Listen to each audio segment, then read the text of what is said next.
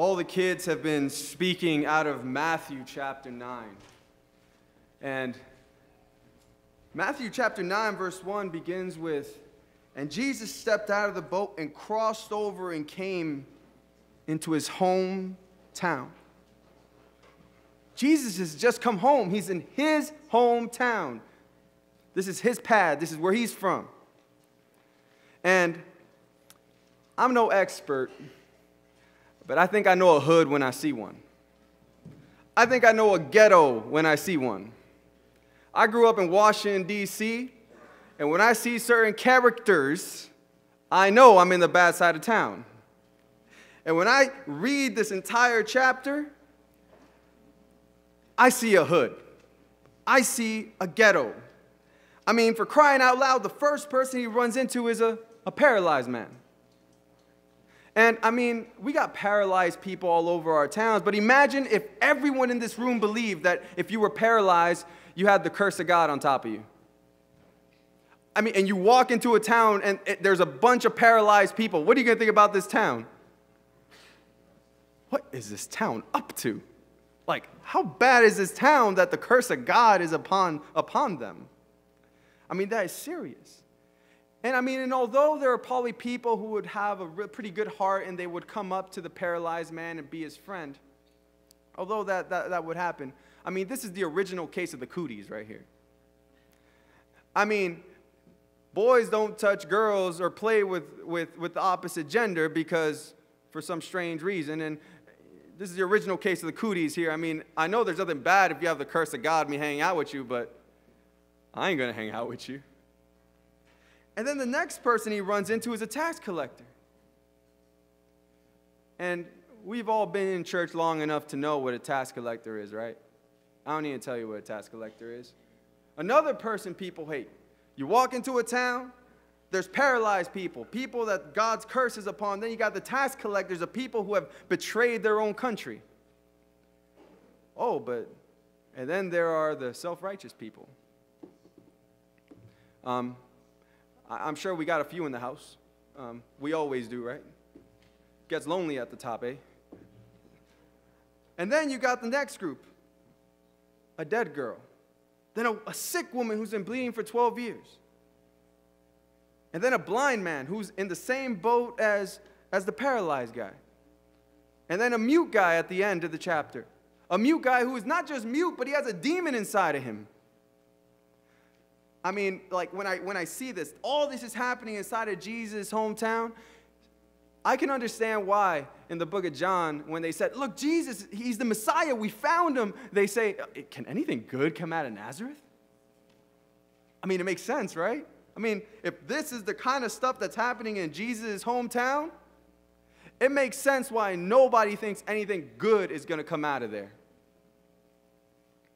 But then at the end of chapter 9, something interesting happens. If you could join me in chapter 9 and verse 35. Then Jesus went through all the towns. How many of them? All, not some, all of them.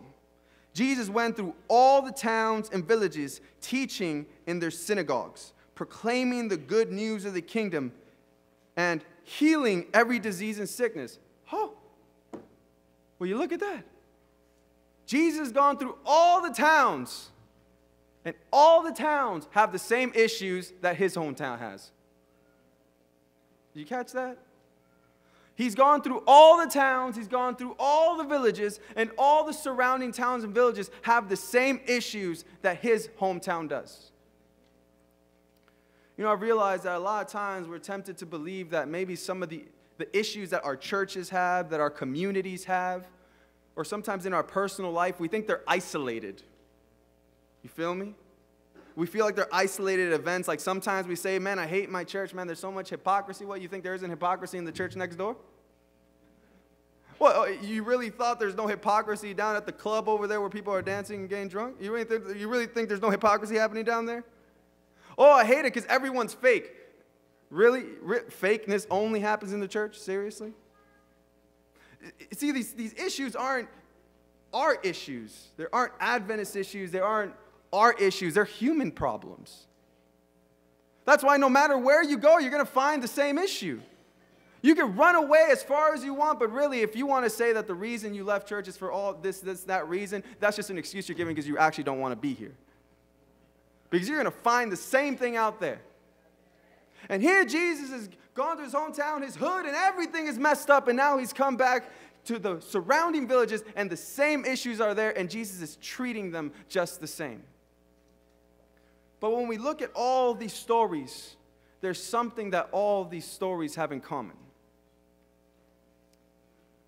Well, let's look at them. If you're a paralyzed man and you got some sort of divine cooties, ain't nobody going to want to play with you.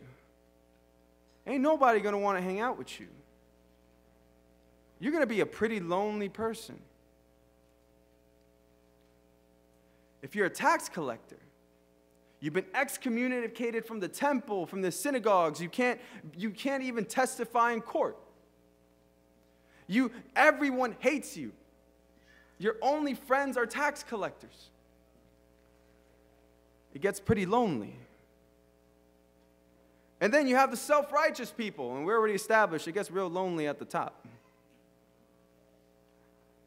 Then we got a dead girl. Well, we all know that when we lose somebody, we're separated. Then we got a woman who's sick for 12 years, and it was written in the Torah that if you're a woman and you got a flow of blood, you are unclean. Now, Jews, if they didn't have to be ritually unclean, they could hang out with her. But can you imagine being this woman, growing up your entire life, going to the festive holidays, and now for 12 years, your family is with you, your friends hang out with you, but the moment the holidays come, they have to leave you for like a month, and then you could hear the party happening outside your window. For 12 years. For 12 years, you can't celebrate. It gets kind of lonely, doesn't it? And then we got a blind man.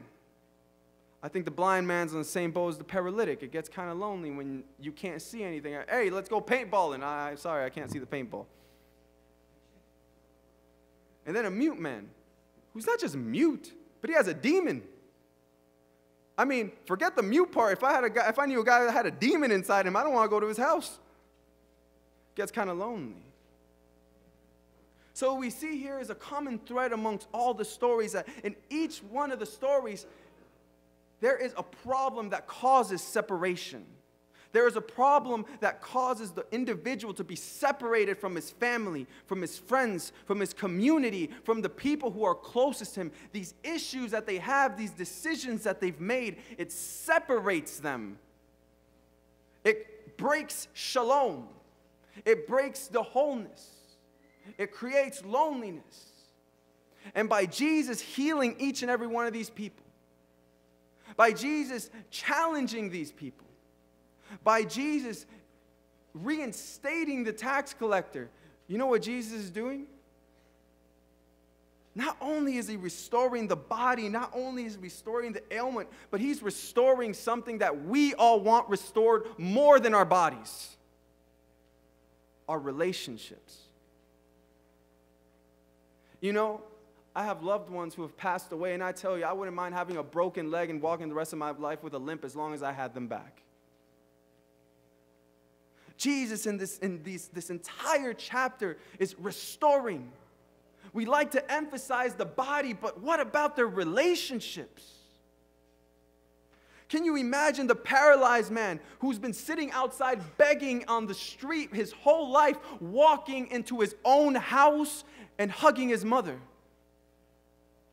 Can you imagine the tax collector, after years of not being able to read the Torah or worship at the temple, finally comes in and sings the first stanza of his favorite hymn? Can you imagine the self-righteous people when they finally put their pride aside and they finally learn how to love somebody the way God called them to? Can you imagine what it is like for a parent to finally hold their child in their arms who's been dead for years? Or maybe this one for a couple hours? Or can you imagine being a woman who you've been separated from your friends and your family, and in just an instant, by touching someone, your whole life is back to normal? Or being a blind man that for the first time you have the sun blinding your eyes. Or maybe being the mute man and for the first time in a long time not hearing the voices inside of your head and having peace. And finally coming home and everyone welcoming you instead of running away from you.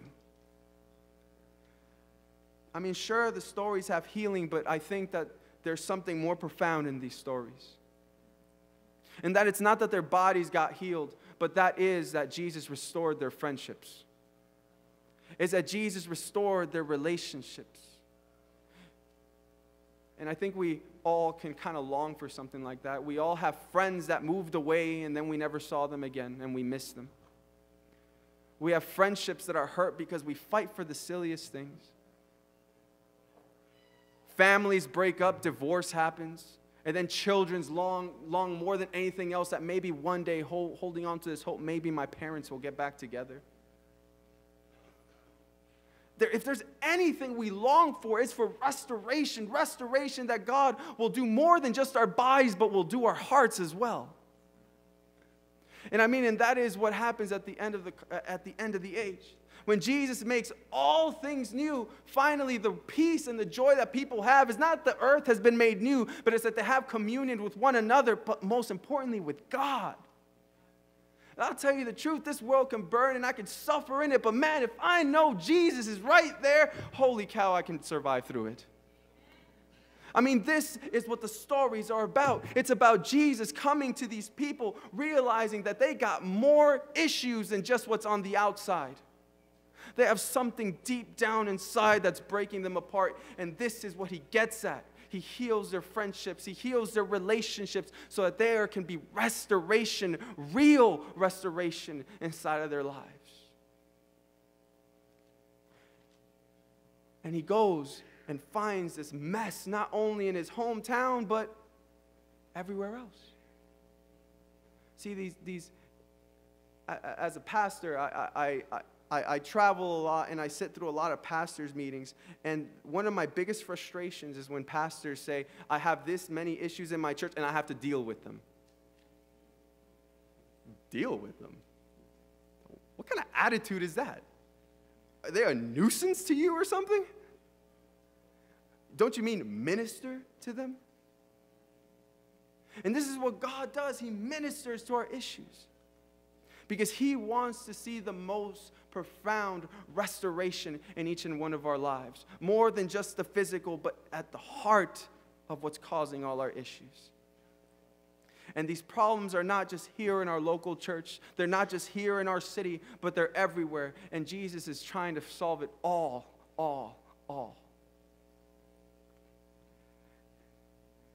And verse 36 to me is just amazing. And I would read verse 37, but we're not speaking about evangelism today. So we're just going to end with reading verse 36. When he saw the crowds, he had compassion on them because they were harassed and helpless, like sheep without a shepherd. He had compassion.